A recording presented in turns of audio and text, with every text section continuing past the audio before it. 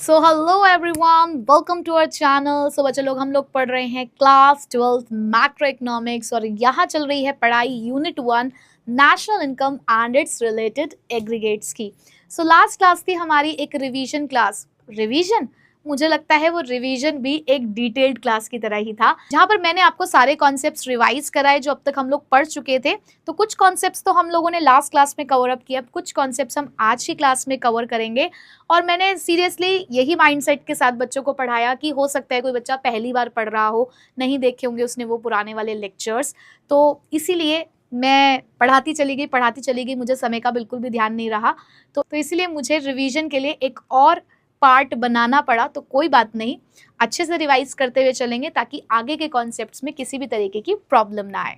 तो बच्चों चलिए लगा दीजिए फिर अपनी आज की अटेंडेंस लेक्चर 2 और मुझे बता दीजिएगा कि लास्ट क्लास में हम लोगों ने जो जो कॉन्सेप्ट्स पढ़े उनके मेन पॉइंट्स क्या थे। अब इससे क्या होगा कि मैम को पता चलेगा कि आप वापस लौट कर आए हैं और आपको सारी बातें अच्छे से याद है। ठीक है, तो लगाइए अपनी अटेंडेंस, फिर स्टार्ट करते हैं अपनी आज की क्लास। तो चलिए बच्चों, अब चलते हैं अपने बहुत ही इंपॉर्टेंट कॉन्सेप्ट की तरफ, which is related to the classification of goods. अब यहाँ पर आपको दो तरीके के गुड्स देखने को मिलेंगे और जब हम नेशनल इनकम की अकाउंटिंग करते हैं तो उस टाइम पर कौन से गुड की वैल्यू को ऐड करना है ये जानना बहुत जरूरी है।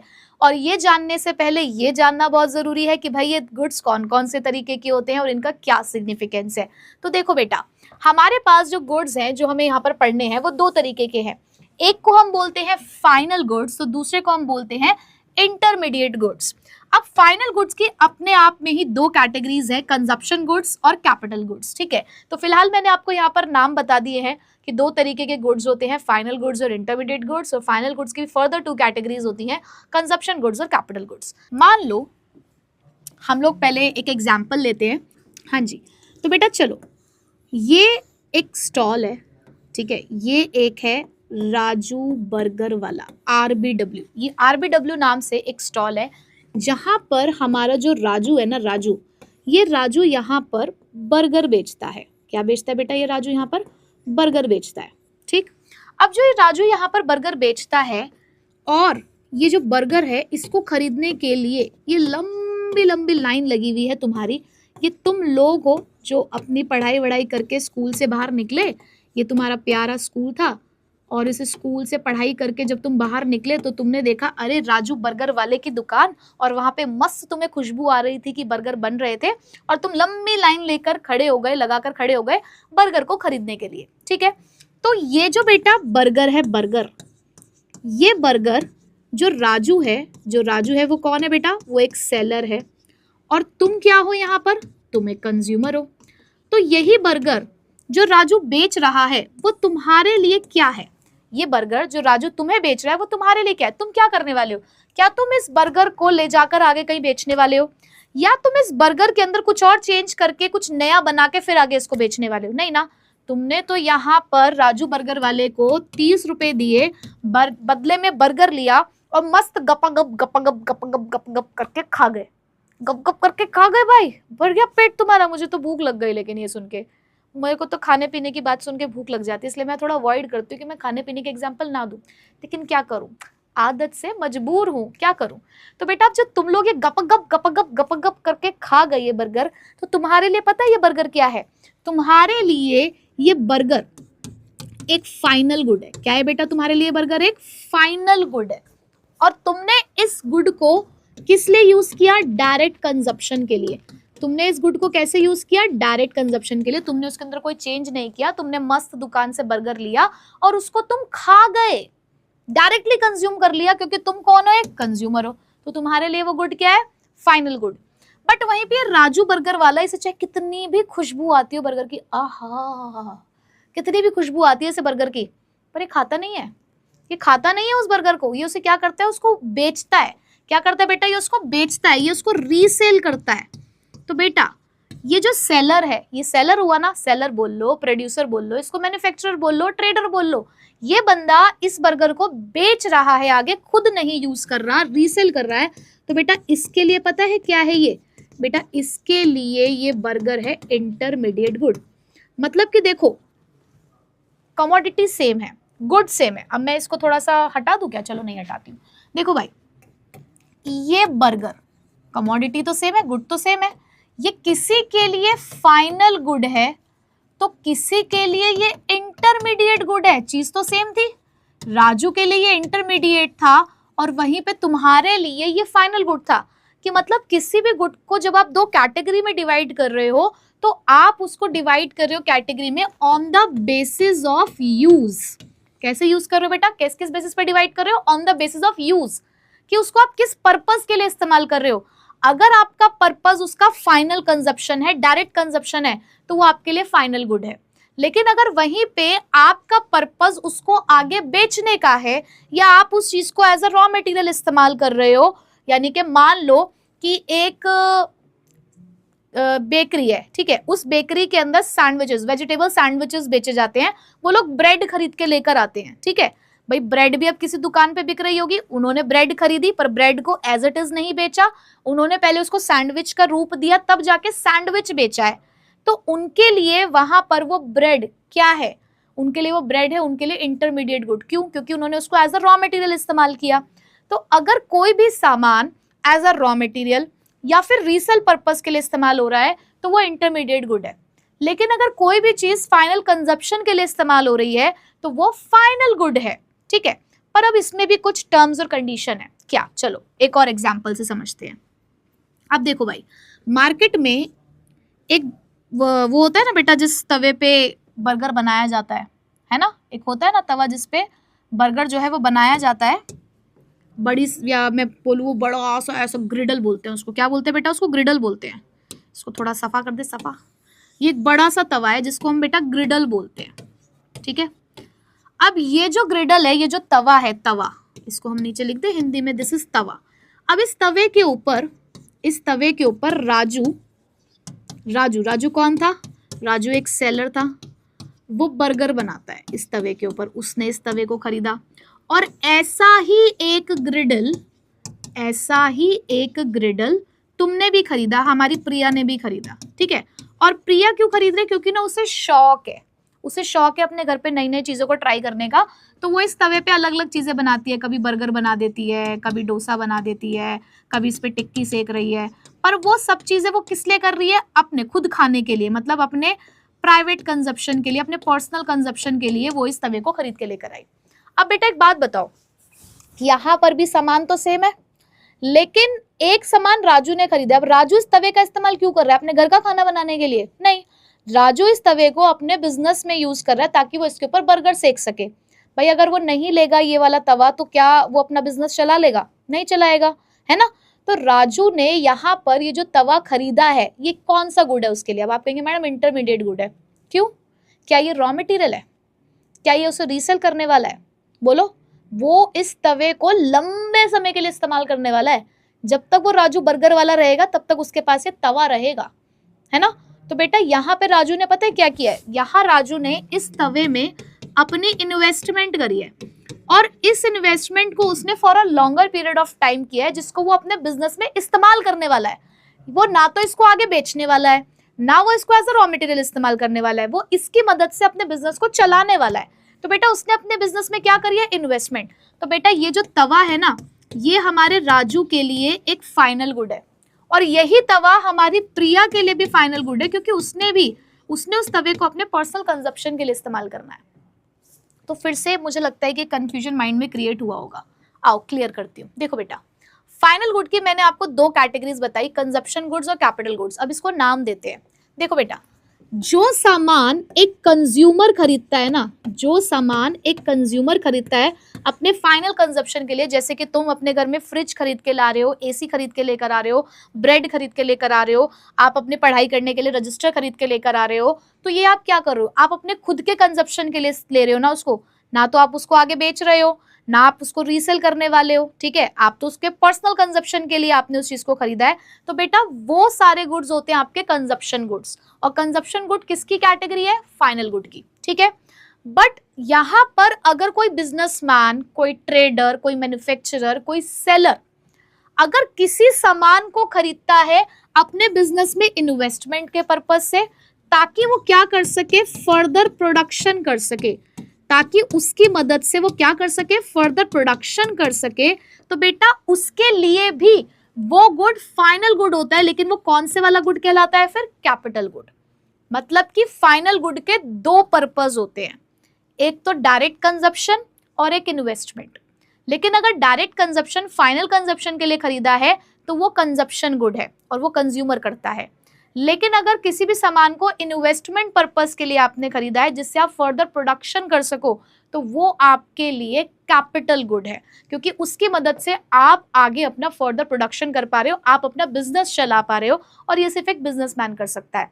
तो बेटा प्रोड्यूसर दोनों तरीके के गुड्स का इस्तेमाल करता है, चाहे वो मतलब हमारी जो बिजनेस फर्म्स हैं वो दोनों तरीके के गुड्स इस्तेमाल करती हैं, फाइनल भी और इंटरमीडिएट भी। इंटरमीडिएट वालों को वो सेम ईयर में खत्म कर देती हैं, या तो एज अ रॉ मटेरियल इस्तेमाल करके या उसको रीसेल करके। लेकिन जिस सामान को वो लंबे समय तक इस्तेमाल कर रहे हैं अपने बिजनेस में, जिसमें उन्होंने पैसा लगाया है for the longer period of time, वो उनके लिए फाइनल गुड है। ठीक है, आई होप कि अब क्लियर हो गया होगा कि फाइनल गुड क्या होते हैं और इंटरमीडिएट गुड्स क्या होते हैं।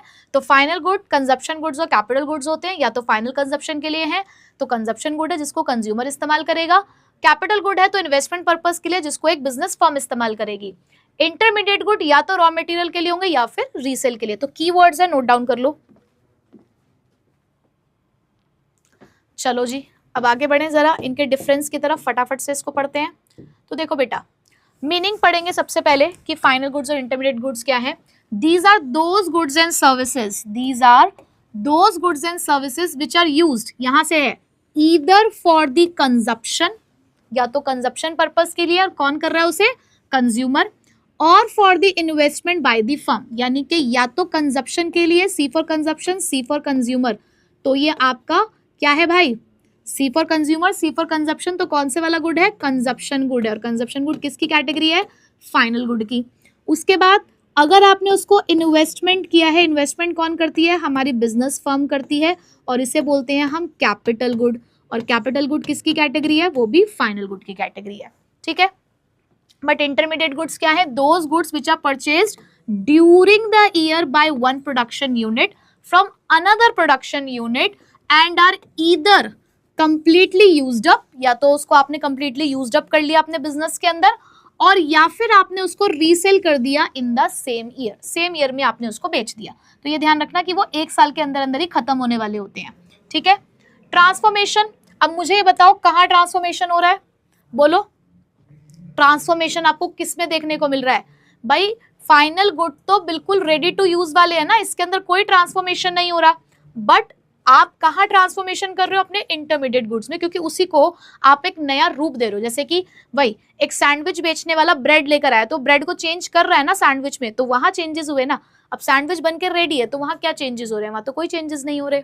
ठीक, उसके बाद नेशनल इनकम में आप किसको इंक्लूड करोगे, ये मुद्दे की बात है, किसको इंक्लूड करोगे नेशनल इनकम में, सीधी सी बात बताओ भाई। देखो, अगर मैं सैंडविच की वैल्यू ऐड करती हूँ तो उसके अंदर ब्रेड की वैल्यू ऑलरेडी इंक्लूडेड होगी ना, और ब्रेड एक इंटरमीडिएट गुड है, तो जाहिर सी बात है, ये तो बिल्कुल लॉजिकल है कि मैम फाइनल गुड की वैल्यू को ही नेशनल इनकम में इंक्लूड करो, क्योंकि उसके अंदर इंटरमीडिएट गुड भी होगा, उसके अंदर वो वैल्यू एडिशन भी होगा जो हमने उस प्रोडक्ट के अंदर किया। तो इंटरमीडिएट गुड्स की वैल्यू को आपको इंक्लूड करने की जरूरत नहीं है। यूज बेटा, ये फाइनल कंजप्शन और इन्वेस्टमेंट पर्पस के लिए हो रहे हैं, ये फर्दर प्रोडक्शन या फिर रीसेल के लिए हो रहे हैं। उसके बाद एग्जांपल, जैसे कि एक फैमिली ने दूध खरीदा खुद के पीने के लिए, बट वहीं पे कोई डेयरी शॉप दूध खरीदती है ताकि वो पनीर बना सके या फिर उसको आगे बेच सके, तो वो क्या है उनके लिए बेटा, इंटरमीडिएट गुड है। ठीक है, तो सिंपल सी बात, final good and use goods होते हैं कंजप्शन या इन्वेस्टमेंट के लिए, इंटरमीडिएट गुड्स फर्दर प्रोडक्शन या रीसेल के लिए। ठीक, डन, वेरी गुड। अब कंजप्शन गुड्स और कैपिटल गुड्स पढ़ चुके हैं, फटाफट से डिफरेंस देख लेते हैं। These are those final goods and services which are used for the satisfaction of wants by the consumer. आप इससे कंज्यूमर की वॉन्ट्स को सेटिस्फाई करते हो, but these are those final goods which are use for producing the other goods और services. इसकी मदद से आप अदर गुड्स और सर्विसेज को प्रोड्यूस कर पाते हो। पर्पस क्या है, ये पर्सनल कंजप्शन और सेटिस्फैक्शन ऑफ वॉन्ट्स के लिए है, ये फर्दर प्रोडक्शन के लिए होते हैं। नेचर, ये आपके ड्यूरेबल भी हो सकते हैं, नॉन ड्यूरेबल भी हो सकते हैं। ये जनरली ड्यूरेबल इन नेचर होते हैं, जिसको आप लॉन्गर पीरियड ऑफ टाइम के लिए इस्तेमाल करते हो, यानी कि 1 साल से ज्यादा के लिए जनरली आप उन्हें खरीदते हो। उसके बाद टाइप्स की अगर मैं बात करूं, टाइप्स कितने टाइप्स के होते हैं, तो देखो कंजप्शन गुड ड्यूरेबल भी हो सकते हैं, नॉन ड्यूरेबल भी हो सकते हैं। ड्यूरेबल मतलब जैसे कि वॉशिंग मशीन, रेफ्रिजरेटर, जो over a period of time आप इस्तेमाल कर सकते हो। नॉन ड्यूरेशन, जो गुड्स कंप्लीटली यूज्ड अप हो जाते हैं जिस टाइम पे आप उसका कंजप्शन करना शुरू करते हैं, जैसे कि फूड आइटम्स की बात करें, ब्रेड है, खाई इस्तेमाल कर लिया, इलेक्ट्रिसिटी हो गया, डोमेस्टिक सर्विस हो गया, आप उसे यूज्ड अप कर रहे हो at the time of consumption. Capital goods कुछ एसेट्स होते हैं जैसे कि बिल्डिंग मशीनरी, टूल्स, इक्विपमेंट्स, जो आगे प्रोडक्शन में इस्तेमाल किए जाते हैं। ठीक है, उसके बाद एग्जांपल्स की अगर हम बात करें बेटा, तो जैसे कि कोई एक कार एक कंज्यूमर खरीदता है अपने पर्सनल यूज के लिए। मैंने एक कार खरीदी अपने आने जाने के लिए, तो मेरे लिए वो कार क्या है, फाइनल गुड है, मैं एक कंज्यूमर हूँ। बट वही कार कोई एक टैक्सी ड्राइवर खरीद रहा है या कोई ट्रैवल एजेंसी खरीद रही है अपनी इनकम को अर्न करने के लिए। भाई वो उसको खुद के इस्तेमाल के लिए नहीं खरीद रहे हैं, वो उससे सर्विस प्रोवाइड कर रहे हैं, तो उनके लिए वो क्या है बेटा, उनके लिए वो क्या है, कैपिटल गुड है। भाई है तो फाइनल गुड, लेकिन उसमें भी कैपिटल गुड है क्योंकि फर्दर सर्विस प्रोवाइड करने में वो उनकी मदद कर रहा है। ठीक है, तो देखो अब इससे जुड़े कुछ इंपॉर्टेंट पॉइंट्स है हमारे पास जो आप लोगों को समझने हैं। ये सिंगल पॉइंट भी 3 नंबर में आपसे पूछे जा सकते हैं, 4 नंबर में पूछे जा सकते हैं, रीजनिंग वाले क्वेश्चन में आ सकते हैं, असर्शन रीजन में आ सकते हैं। तो कुछ इंपॉर्टेंट पॉइंट्स है, इनका ध्यान रखना है। देखो कभी कभी आपसे पूछा जाता है all capital goods are producer goods but all producer goods are not capital goods. Ma'am ये क्या बोला आपने? चलो इसके लिए सबसे पहले आपको एक चीज समझाती हूँ, मुझे एक जगह मिल जाए जरा कहीं।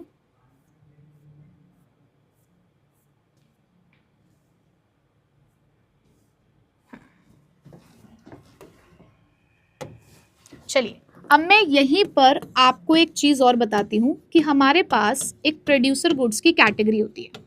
प्रोड्यूसर गुड्स कौन से गुड्स होते हैं बेटा? ये वो गुड्स हैं जो एक प्रोड्यूसर इस्तेमाल करता है अपने प्रोडक्शन प्रोसेस में। अब ये प्रोड्यूसर गुड्स 2 तरीके के होते हैं, ये प्रोड्यूसर गुड्स 2 तरीके के होते हैं। एक तो होते हैं कैपिटल गुड्स और एक होते हैं इंटरमीडिएट गुड्स। एक होते हैं इंटरमीडिएट गुड्स। कितने तरीके के होते हैं बेटा प्रोड्यूसर गुड्स? 2 तरीके के होते हैं, एक को कैपिटल गुड्स बोलते हैं, एक को इंटरमीडिएट गुड्स बोलते हैं। कैपिटल गुड्स अभी आपने बताया कि मैम कैपिटल गुड्स वो गुड्स होते हैं जो फर्म यूज करती हैं for the purpose of investment, और मैम इंटरमीडिएट गुड्स वो गुड्स होते हैं जो या तो रीसेल पर्पस के लिए होते हैं या फिर ये as a raw material business में इस्तेमाल किए जाते हैं। बट अल्टीमेटली इन दोनों को इस्तेमाल कौन कर रहा है? इन दोनों को प्रोड्यूसर्स इस्तेमाल कर रहे हैं, इसलिए इनका नाम क्या है? Producer goods. ठीक है, अब क्वेश्चन अराइज हुआ, क्या स्टेटमेंट लिखी हुई थी?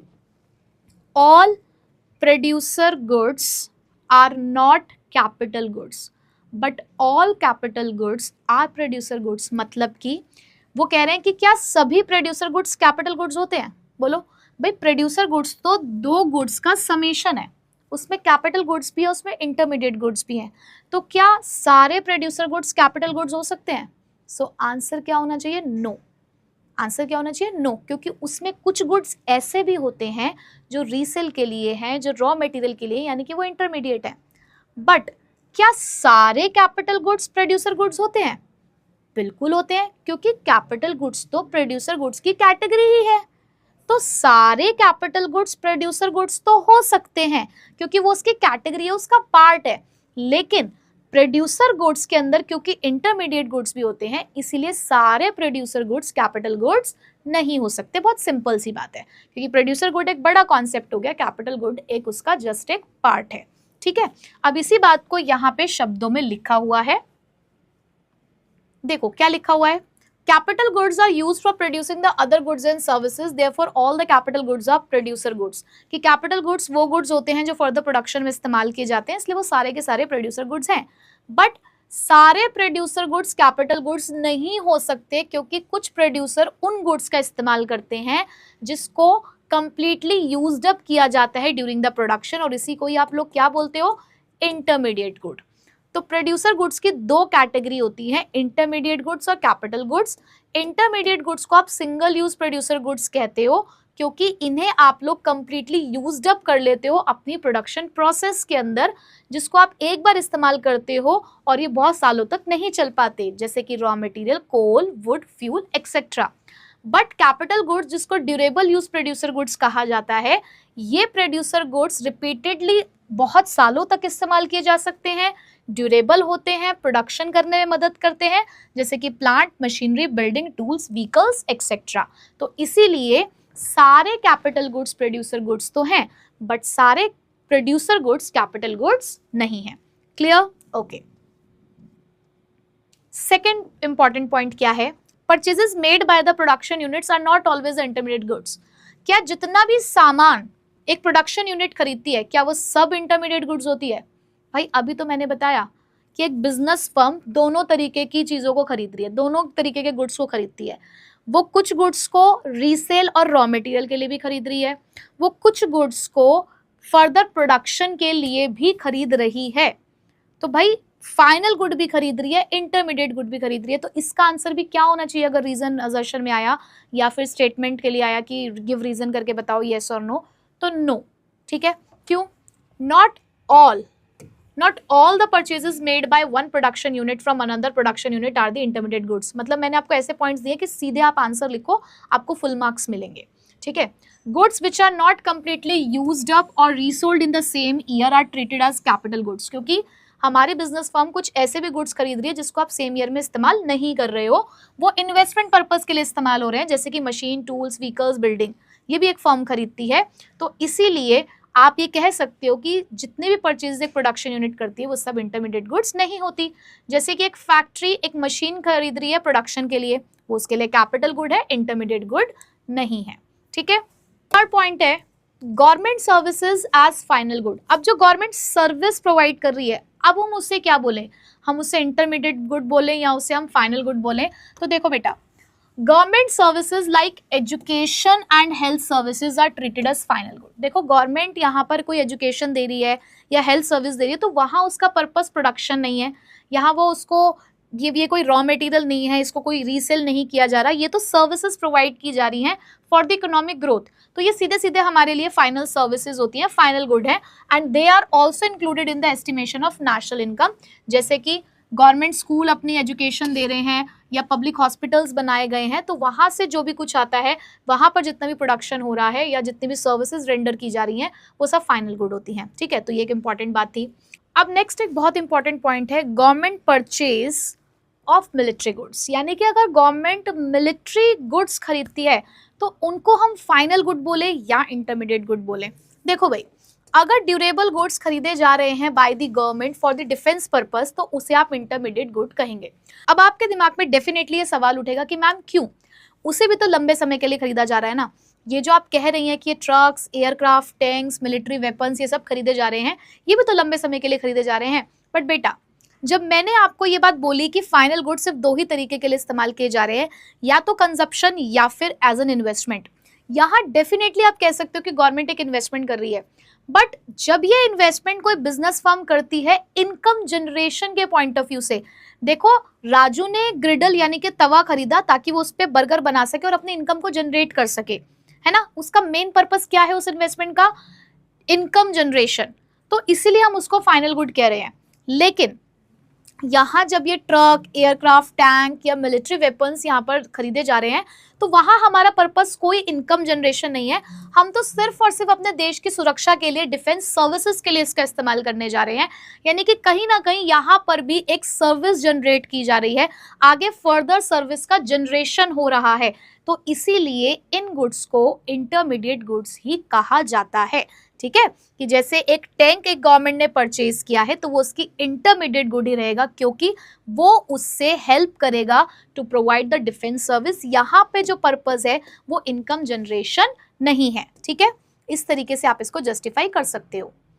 उसके बाद गुड्स परचेज फॉर रीसेल। अब गुड्स परचेज फॉर रीसेल जो होते हैं वो डेफिनेटली हमारे लिए इंटरमीडिएट गुड्स होते हैं। तो मैम अब यहाँ पर क्या कंफ्यूजन है? देखो जरा, goods purchased for the resale during the same year are treated as intermediate good. However, लेकिन if some goods remain unsold at the end of the year, अब ऐसा थोड़ी है कि जितना सामान आपने खरीदा वो सारा का सारा उसी एक साल में आपका बिक गया। कई बार कुछ सामान आपका बचा हुआ रह जाता है at the end of the year and they become the stock or inventory investment. और उस टाइम पर फिर वो आपका स्टॉक बन जाता है, आपकी इन्वेंट्री इन्वेस्टमेंट बन जाती है, क्योंकि अब आप उसे अगले साल इस्तेमाल करेंगे और उस टाइम पर वो बचा हुआ सामान आपका बन जाता है फाइनल गुड। इसीलिए बार बार आपने डेफिनेशन में देखा होगा कि सेम ईयर की बात हो रही है, कि जिस सामान को आप सेम ईयर में या तो बेच देते हो या सेम ईयर में उसको यूज्ड अप कर लेते हो, वो आपके लिए इंटरमीडिएट गुड है। लेकिन जिस सामान को आप बार बार इस्तेमाल कर रहे हैं तो वो आपके लिए फाइनल गुड है। तो बेटा जो सामान बच गया वो इस साल तो नहीं इस्तेमाल हो पाएगा, वो अगले साल इस्तेमाल होगा, तो फिर वो आपके लिए उस टाइम पीरियड के लिए वो क्या बन गया है, फाइनल गुड। ठीक है, जैसे कि एक दुकानदार ने स्मार्टफोन खरीदे रीसेल के लिए, अब उसमें से हो सकता है कि कुछ स्मार्टफोन्स उसके बिक गए हों और कुछ बच गए हों, तो मान लो उसने 100 खरीदे, 100 में से 80 इस साल बिक गए, तो बचे हुए 20 उसके लिए क्या है बेटा, वो उसके लिए बन गए हैं इन्वेंट्री इन्वेस्टमेंट यानी कि फाइनल गुड। ठीक, तो जो सेम ईयर में बिक जाए वो इंटरमीडिएट गुड है, जो अनसोल्ड रह जाए एट द एंड उसे फाइनल गुड कहोगे, किस नाम से, इन्वेंट्री इन्वेस्टमेंट के नाम से। तो ये टर्मिनोलॉजी आपको पता होनी चाहिए। ठीक, चलो अब बेटा नेक्स्ट कॉन्सेप्ट पर आते हैं, which is stock and flow. जैसे कि मैंने अभी यहाँ पर स्टॉक का नाम लिया, तो ये दो कॉन्सेप्ट क्या है बेटा देखा जाए तो स्टॉक हम किस चीज को कहते हैं भाई, जो इकट्ठा हुआ रखा हुआ है स्टॉक, हम कहेंगे स्टॉक, ये मेरा स्टॉक है। एक दुकानदार को कई बार आपने कहते हुए सुना होगा कि भाई आज स्टॉक में ये रखा हुआ है, आज स्टॉक में ये रखा हुआ है। ठीक है, या एक दुकानदार ये कहता है कि हम तो महीने की इतनी सेल कर लेते हैं। किसी का ये कहना कि हमारी दुकान पर इतना आज स्टॉक रखा हुआ है और किसी का ये कहना कि हम महीने में इतनी सेल कर लेते हैं, दो अलग अलग बातें हैं मेरे बेटा। जब भी बात स्टॉक की होती है ना बेटा, तो स्टॉक का मतलब होता है कि आप एक ऐसे वेरिएबल की बात कर रहे हो, आप एक ऐसे वेरिएबल की बात कर रहे हो जिसको आप एक पर्टिकुलर पॉइंट ऑफ टाइम पे मेजर करते हो। जैसे कि मैं अगर फिलहाल अभी अपनी एक मोबाइल ऐप खोलूं अपने बैंक की और अपना बैंक बैलेंस चेक करूं, तो ये मेरा स्टॉक है। क्यों, एक पर्टिकुलर पॉइंट ऑफ टाइम कि अभी के डेट के हिसाब से मैं अपना बैंक बैलेंस चेक कर रही हूं, तो वो मेरे लिए क्या है बेटा, वो मेरे लिए मेरा स्टॉक है। लेकिन वहीं पे अगर मैं कहूं कि मेरी मंथली सैलरी 1 करोड़ रुपए है, क्या बोला मैंने, मेरी मंथली सैलरी, मंथली पूरे महीने के लिए है वो कितनी, 1 करोड़ रुपए। अरे वाह, सुनने में कितना मजा आ रहा है यार, जब आएगी तो और कितना मजा आएगा, मुझे तो रात को नींद ही नहीं आएगी, है ना। अगर मेरी मंथली सैलरी 1 करोड़ रुपए हो गई तो भाई बहुत बचा आएगा ना। चलो तुम्हारी दुआ रही तो हो ही जाएगा, दुआ करना अपनी मैडम के लिए। ठीक है, तो बेटा फ्लो क्या है, फ्लो वो वेरिएबल है जिसको आप एक पीरियड ऑफ टाइम के हिसाब से मेजर करते हो। जैसे कि मैंने बोला ना मेरी मंथली सैलरी 1 करोड़ रुपए है, तो यहाँ पर एक पीरियड आ गया। पीरियड मतलब कौन सा, जैसे कि मंथ बोल दिया मैंने, एक टाइम दे दिया आपको मैंने, बट यहाँ मैंने कहा अभी बताओ, अभी बताओ। आपने मुझसे पूछा मैडम अभी बताओ आपका बैंक बैलेंस कितना है, मैंने कहा बेटा अभी तो मेरा बैंक बैलेंस 100 रुपये है, अभी तो 100 रुपये है, तो वो मेरा स्टॉक है। बट वहीं पे आप पूछे मैडम आपकी मंथली सैलरी कितनी, मैंने कहा बेटा वो तो 1 करोड़ रुपए है, तो वो क्या है, फ्लो। ठीक है, तो बेटा स्टॉक क्या है, एक स्टैटिक कॉन्सेप्ट है, यानी कि फिक्स्ड, उसी टाइम पे आपको देखना है ना। जैसे मैं एक दुकान पे गई, मैंने एक दुकानदार को बोला कि अभी बताओ आपकी दुकान पे कितनी टी शर्ट्स रखी हुई हैं, अभी मुझे बताओ कि आपकी दुकान में कितनी टी शर्ट्स रखी हुई हैं, तो ये क्या है, ये है उसका स्टॉक। बट वहीं पे अगर मैं बोलूँ कि एक मंथ में कितनी टी शर्ट आप बेच देते हो, एक मंथ में कितनी टी शर्ट बेच देते हो, तो वो हो गया फ्लो। ठीक है, सो देखो, तो नेचर की बात करें तो ये तो कांस्टेंट हो गया क्योंकि एक पर्टिकुलर पॉइंट ऑफ टाइम पे है, लेकिन ये बदलता रहता है ना, पूरे महीने में बदलता रहेगा सेल। भाई मंथली सेल की बात हो रही है, तो हो सकता है कि आज 10 टी शर्ट बिकी हो, कल 20 बिकेंगी, कल परसों 35 बिकेंगी, तो पूरे मंथ में चेंज होती रहेगी वो चीज। तो वो क्या है बेटा आपका डायनामिक। टाइम डायमेंशन कहाँ दिख रहा है आपको, कहाँ टाइम मिल रहा है आपको, डेफिनेटली पीरियड ऑफ टाइम में ना। तो यहाँ तो नहीं है कोई भी टाइम डायमेंशन आपके पास, तो यहाँ कोई टाइम डायमेंशन नहीं होता, लेकिन यहाँ टाइम डायमेंशन होता है। एग्जाम्पल, अब हमारे देश में अगर स्टॉक और फ्लो की बात करें तो क्या क्या होता होगा, जैसे कि कैपिटल, कितनी कैपिटल है, at the end of the year हमें कैपिटल देखनी होती है, at the end of the year, यानी कि अभी बताओ 31 मार्च को कितनी कैपिटल है। Money supply, inventory, national wealth यानी कि पूंजी, ये सभी पॉइंट ऑफ टाइम पर मेजर होते हैं। But national income annually calculate हो रही है, कितनी इन्वेस्टमेंट करी पूरे साल में, कितनी सेविंग करी, कितना कैपिटल फॉर्मेशन हुआ, कितनी इन्वेंट्री आपकी बदल गई, ये सब क्या है बेटा, ये सारी चीजें हमारे लिए फ्लो होती हैं। ठीक है, अब एक और कॉन्सेप्ट जो यहाँ पर आपको पढ़ते हुए चलना है, which is factor income and transfer income. अब ये क्या होता है, अभी पीछे हमने सुना था net factor income from abroad, तो वहां नहीं बताया था मैंने आपको। बेटा देखो हमारे पास ना 4 फैक्टर्स ऑफ प्रोडक्शन होते हैं। क्या होते हैं बेटा, हमारे पास 4 फैक्टर्स ऑफ प्रोडक्शन होते हैं, जिसको आपको याद रखना है, और जब तक इकोनॉमिक्स पढ़ रहे हो ये तो याद ही रखना। इनको हम सेल के नाम से जानते हैं, सेल, जहां पर C4 होता है कैपिटल, यानी कि प्रोडक्शन करने के लिए 4 चीजें हमें जरूर चाहिए, कैपिटल, E4 चाहिए मुझे एंटरप्रेन्योर, ठीक है, L से मुझे चाहिए लैंड, और फिर L से चाहिए हमें लेबर, ठीक है। तो कहीं पर भी प्रोडक्शन करने के लिए 4 चीजों की हमें जरूरत है, और इन्हें बोलते हैं फैक्टर्स ऑफ प्रोडक्शन। और बेटा ये फैक्टर्स ऑफ प्रोडक्शन ना अपनी फैक्टर्स सर्विसेज देते हैं, जैसे कि कैपिटल, कैपिटल मतलब पूंजी, पैसा लगा रहे हो आप बिजनेस के अंदर, पैसा नहीं लगाओगे तो बिजनेस कैसे होगा, कैसे प्रोडक्शन होगा, तो उस कैपिटल के ऊपर कुछ तो रिटर्न मिलना चाहिए, तो कैपिटल के ऊपर क्या मिलता है, इंटरेस्ट। एंटरप्रेन्योर यानी कि वो बंदा जो उस बिजनेस को चलाने का काम करेगा, मेहनत करेगा, रिस्क लेगा, तो उसको क्या मिलेगा बिजनेस से, प्रॉफिट। आपको काम करने के लिए, प्रोडक्शन करने के लिए एक जगह चाहिए, लैंड। अब लैंड आपकी खुद की भी हो सकती है, लैंड आप किसी से ले भी सकते हो, तो उसके ऊपर क्या होगा, रेंट। लेबर यानी कि वो लोग जो आपके बिजनेस में काम करेंगे, उनको क्या देंगे आप, वेजेस। तो बेटा ये factors of production factor services देते हैं, यानी कि कहीं ना कहीं कुछ काम कर रहे हैं भाई, मेहनत मजदूरी कर रहे हैं ये लोग, इस पैसे को ये अपनी मेहनत से कमा रहे हैं। तो बेटा फैक्टर्स ऑफ प्रोडक्शन जिस भी इनकम को कमाते हैं अपनी फैक्टर सर्विस देकर, यानी कि कहीं ना कहीं कुछ प्रोडक्टिव एक्टिविटी हो रही है, प्रोडक्शन प्रोसेस है वहां पर, जहां पर फैक्टर सर्विसेज दी जा रही है फैक्टर्स ऑफ प्रोडक्शन की तरफ से, तो उस इनकम को हम बोलते हैं फैक्टर इनकम। जिसको मिल रही है उसके लिए फैक्टर इनकम है, जो पे कर रहा है उसके लिए फैक्टर पेमेंट है। मतलब कि फैक्टर्स ऑफ प्रोडक्शन के लिए तो इनकम हो गई, लेकिन बिजनेस फर्म के लिए क्या है, ये फैक्टर पेमेंट। तो अगर आपके पास डिफरेंस फैक्टर पेमेंट या ट्रांसफर पेमेंट का है तो आप उसको भी लिख सकते हैं, ठीक है। लेकिन ये वाली इनकम कौन सी है, इस इनकम का नाम क्या है, देखो ट्रांसफर। ट्रांसफर मतलब बस ट्रांसफर हो गया है। अब मान लो कि तुम्हें पता चला कि आज मेरा बर्थडे है, ठीक है, और तुमने कहा कि यार मैम का बर्थडे है, चलो यार मैम को कुछ देते हैं ना गिफ्ट, और तुम सभी लोगों ने मेरे बैंक अकाउंट में 1 लाख रुपए ट्रांसफर कर दिए। मन करा तुम्हारा यार, तुम्हें लगा मैम का बर्थडे यार, चलो यार मैम को 1 लाख रुपए दे देते हैं। तो मैंने कुछ किया, मैंने कुछ भी नहीं किया, बैठे बिठाए मेरे अकाउंट में 1 लाख रुपए आ गए, बिल्ली बैठी हूँ मैं, कुछ नहीं किया मैंने। तो यहाँ पर ये पैसे मैंने कमाए क्या, नहीं, आ गए। अब जैसे कि कल को तुम सफल व्यक्ति बनोगे भाई, सक्सेसफुल पर्सन बनोगे, जाओगे कहीं, मान लो कहीं अब्रॉड में तुम लोग नौकरी करने के लिए जा रहे हो, या वहाँ पर जाकर कोई बिजनेस कर रहे हो, तुम्हारे पेरेंट्स लेकिन यहाँ पर है। अब तुम लोग भाई अच्छे बच्चे, संस्कारी बच्चे, अपने पेरेंट्स को पैसे भेजते हो, तो यहाँ पे देखो फिलहाल पेरेंट ने कोई प्रोडक्टिव एक्टिविटी नहीं करी, आपने उनको रेमिटेंसेस भेजी है, या तुम नालायक निकम्मे लोग अब्रॉड में जाकर बैठे हुए हो और वहाँ तुम्हें अब पैसों की जरूरत है, तुम्हारे पेरेंट्स तुम्हें पैसे भेज रहे हैं ताकि तुम चलो ठीक है मौज मस्ती कर लो थोड़ी वहाँ पर। तो ये क्या है, तुमने कुछ काम किया, नहीं किया, उन्होंने तुम्हें पैसे भेजे ना, ट्रांसफर इनकम है। यानी कि एक ऐसी इनकम जहाँ पर आपने कोई प्रोडक्टिव एक्टिविटी नहीं करी, कोई आपने प्रोडक्टिव एक्टिविटी नहीं करी है, लेकिन तब भी आपको पैसा मिल रहा है, तब भी आप रेसिपिएंट हो, आपको इनकम मिल रही है तब भी, तो बेटा वो हो गई आपकी ट्रांसफर इनकम, यानी कि वो एक अनअर्न्ड इनकम है। यहाँ आपने कुछ भी काम नहीं किया है देश के लिए। नेचर की बात करूँ तो ये बायलेटरल है, एक तरफ से पहले सर्विस जाएगी तो दूसरी तरफ से इनकम आएगी, फैक्टर सर्विस जाएगी तो फैक्टर इनकम मिलेगी। लेकिन यहाँ ये तो यूनिलेटरल है ना, वन साइडेड, सिर्फ पैसा आ रहा है, कुछ भी बदले में आप दे नहीं रहे हो, इन रिटर्न कुछ भी नहीं है, ठीक है। उसके बाद नेशनल इनकम में कौन सी इनकम डालोगे, निकम में नालायकों वाली या फिर मेहनत मजदूरी वाली, मेहनत मजदूरी वाली। तो फैक्टर इनकम आपकी नेशनल इनकम में इंक्लूड होती है और आपकी ट्रांसफर इनकम आपकी नेशनल इनकम में इंक्लूड नहीं होती।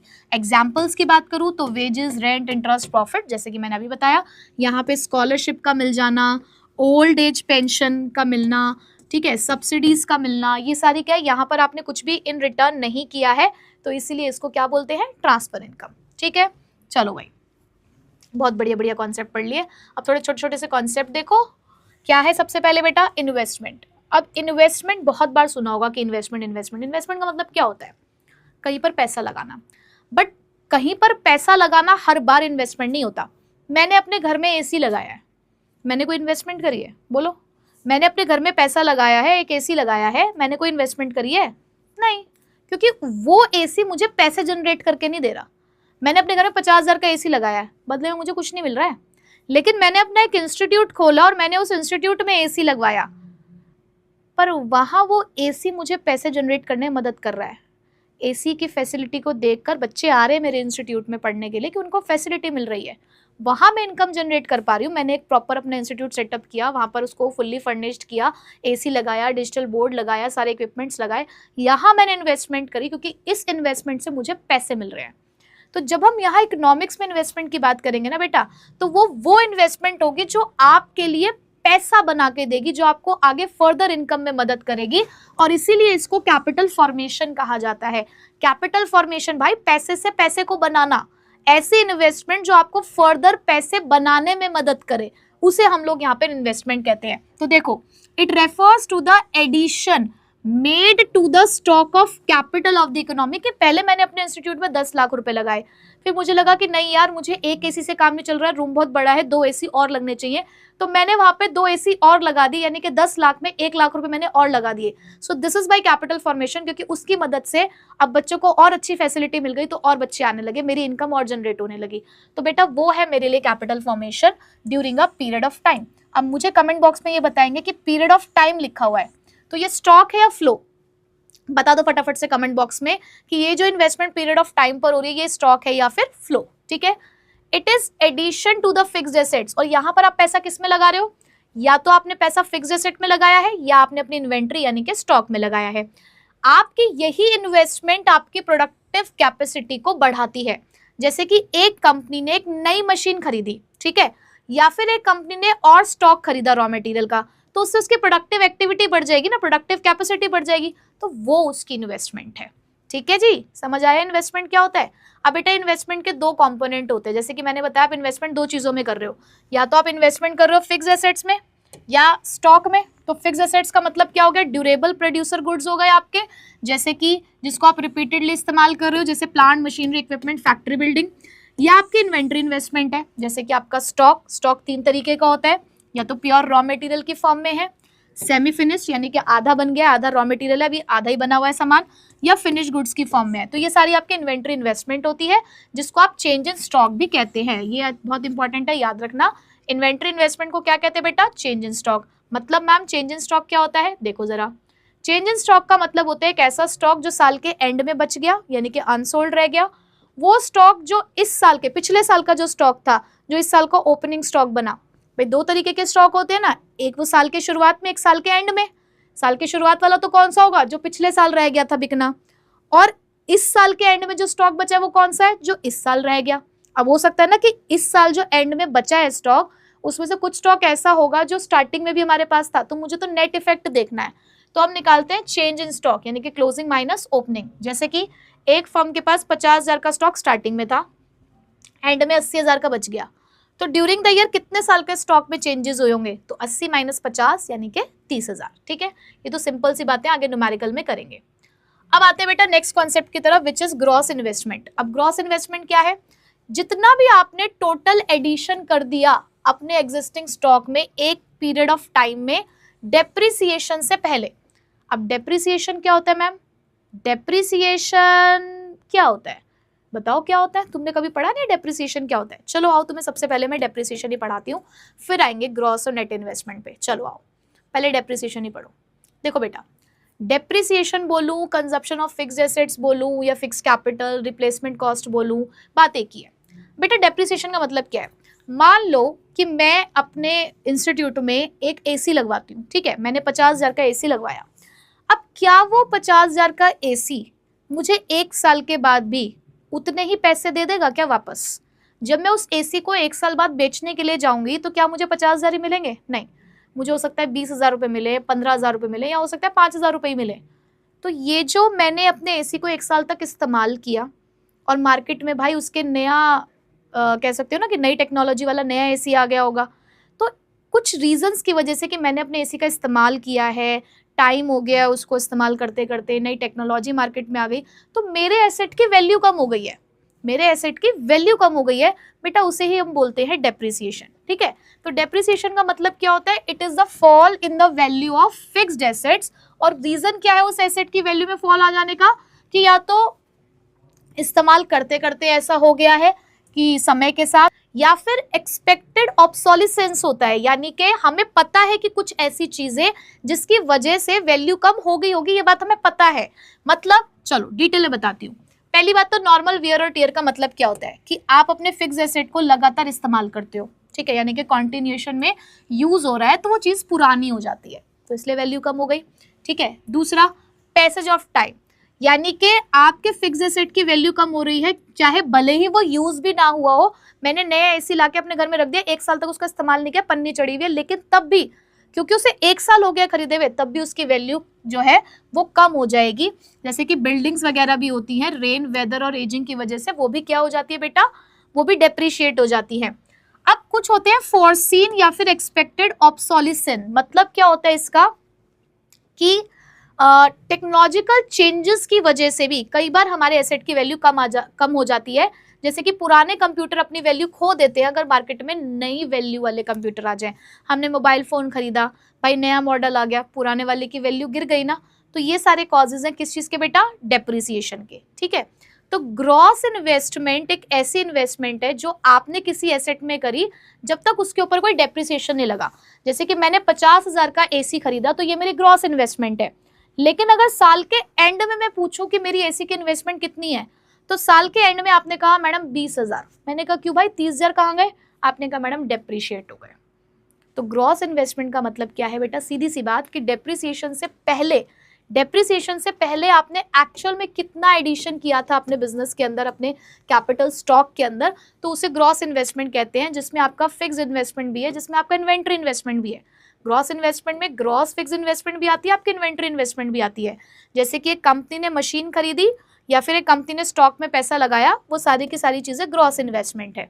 लेकिन नेट इन्वेस्टमेंट क्या है, एक्चुअल में मैंने पूछा कि एक्चुअल में इस साल कितना एडिशन हुआ वो बताओ, तो बेटा ये एक्चुअल एडिशन है, वहां टोटल लिखा था या एक्चुअल लिखा है आपके कैपिटल स्टॉक में during a given a period of time, लेकिन यहाँ पे आप किस चीज को देखोगे, डेप्रिसिएशन को। यहाँ आपको ये देखना है कि आपका डेप्रिशिएट कितना हो गया एसेट, उसके बाद की वैल्यू। तो नेट इन्वेस्टमेंट एक्चुअल बताता है कि एक्चुअल में आपने कितनी इन्वेस्टमेंट इस साल करी है। तो नेट इन्वेस्टमेंट कैसे निकलती है, ग्रॉस इन्वेस्टमेंट में से डेप्रिसिएशन माइनस करने के बाद। जैसे कि किसी ने 10 लाख रुपए की ग्रॉस इन्वेस्टमेंट करी, 2 लाख का डेप्रिसिएशन लग गया, तो नेट इन्वेस्टमेंट कितनी आ गई, 8 लाख, ठीक है। सिंपल, ये तो छोटे छोटे से सिंपल से कॉन्सेप्ट्स हैं।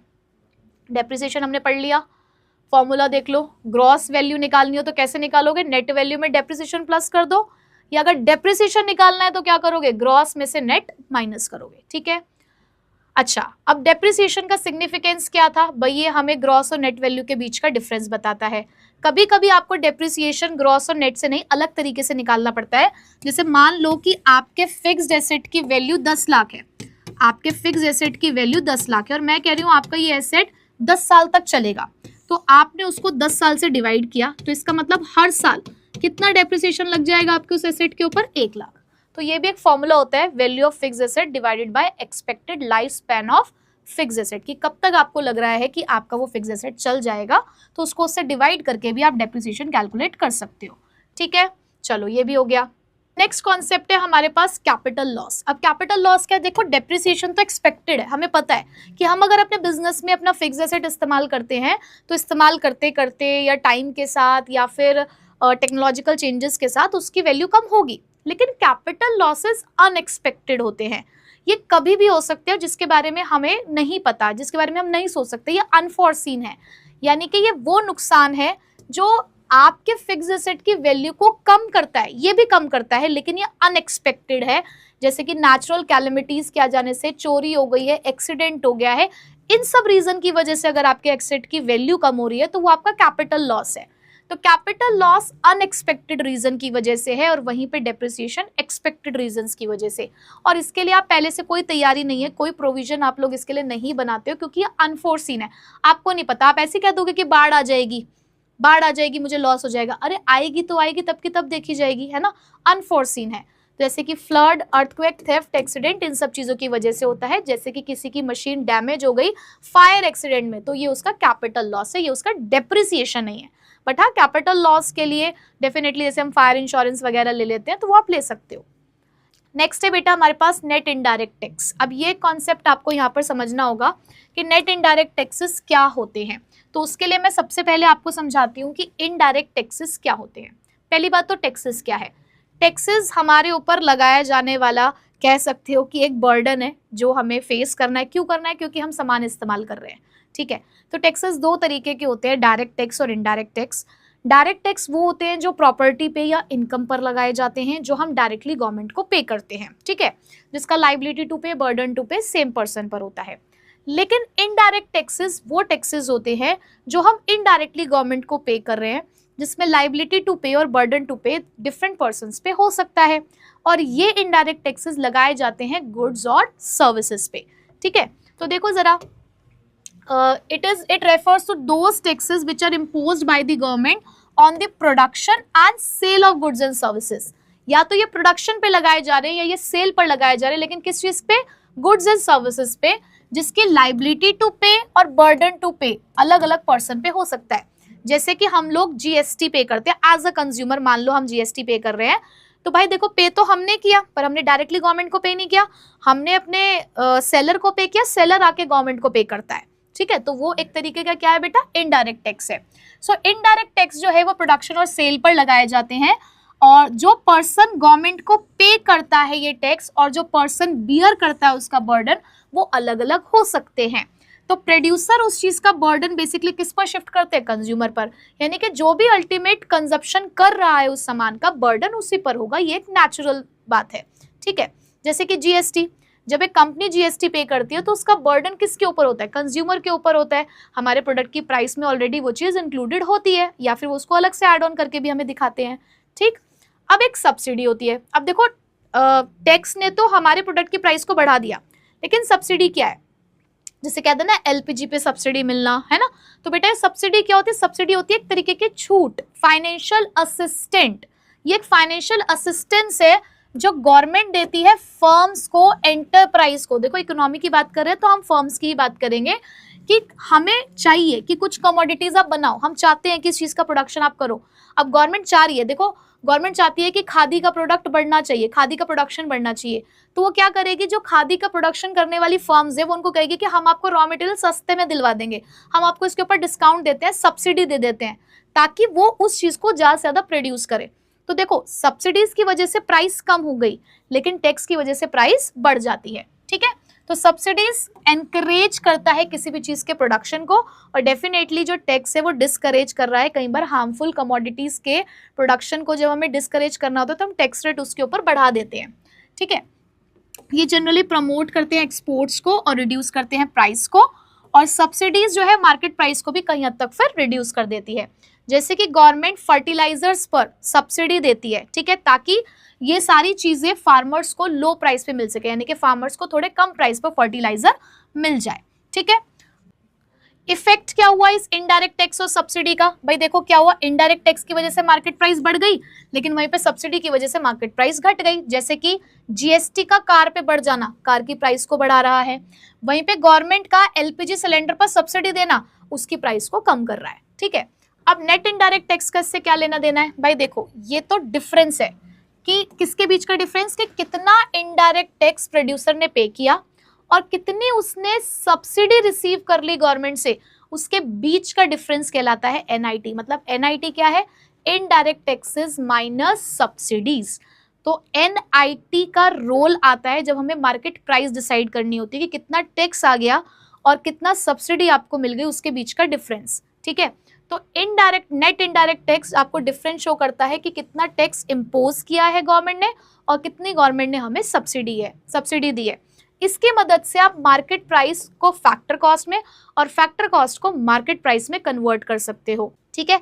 आप देखो एग्जांपल अगर देखें कि अगर किसी प्रोड्यूसर ने 50,000 का जीएसटी पे किया और उसको 10,000 की सब्सिडी मिल गई, तो अल्टीमेटली कितना इनडायरेक्ट टैक्स का बर्डन आया उसके ऊपर? 40,000 का। तो बेसिकली इससे हमें ये पता चल रहा है एक प्रोड्यूसर के ऊपर कितना बर्डन है। तो इससे जनरली क्या पता चल रहा है कि मार्केट प्राइस कितनी रखी जाएगी और फैक्टर कॉस्ट कितनी रखी जाएगी, ठीक है। अब इस एनआईटी की मदद से कैसे फैक्टर कॉस्ट और मार्केट प्राइस डिसाइड की जाती है? अब देखो बेटा, फैक्टर कॉस्ट का मतलब क्या है? वो कॉस्ट जो फैक्टर्स सर्विसेज के लिए हम लोग बियर कर रहे हैं, यानी कि वही रेंट, इंटरेस्ट, वेजेस और प्रॉफिट की फॉर्म में। जब उसी के अंदर नेट इनडायरेक्ट टैक्स ऐड कर दिए जाते हैं, जब उसी फैक्टर कॉस्ट के अंदर नेट इनडायरेक्ट टैक्स ऐड कर दिए जाते हैं, तो हमें मार्केट प्राइस मिलती है, यानी कि जिस प्राइस पर मार्केट में सामान बेचा जा रहा है।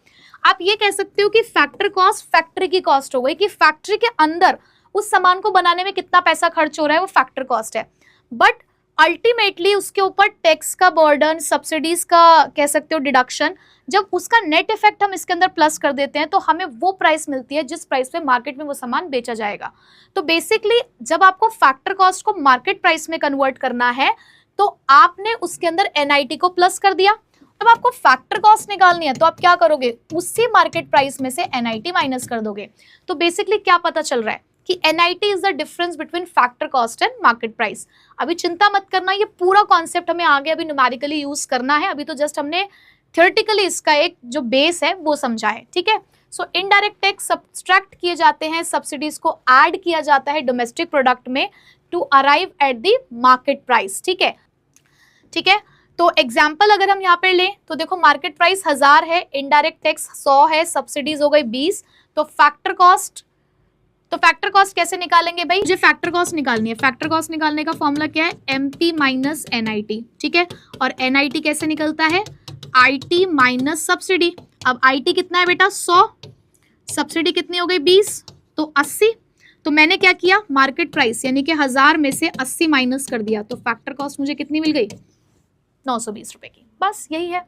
तो बेटा आज हमने वो सारे के सारे कॉन्सेप्ट्स कवर अप कर लिए हैं जितने हमने अब तक संकल्प सीरीज में पढ़ लिए थे। तो वो मैंने सारे आपको इवन डिटेल में ही इन 2 लेक्चर्स में पढ़ा दिए हैं। आई होप कि आपको सारे कॉन्सेप्ट्स अच्छे से समझ में आ गए होंगे। तो इस वाली वीडियो के कमेंट में मुझे बता देना कि yes ma'am all concepts clear, अभी तक हमने जितना पढ़ा है वो सब समझ में आ गया है। फिर नेक्स्ट क्लास से एक नई जर्नी शुरू करेंगे इसके आगे के कॉन्सेप्ट्स के साथ, क्योंकि करने हमें ढेर सारे न्यूमेरिकल्स।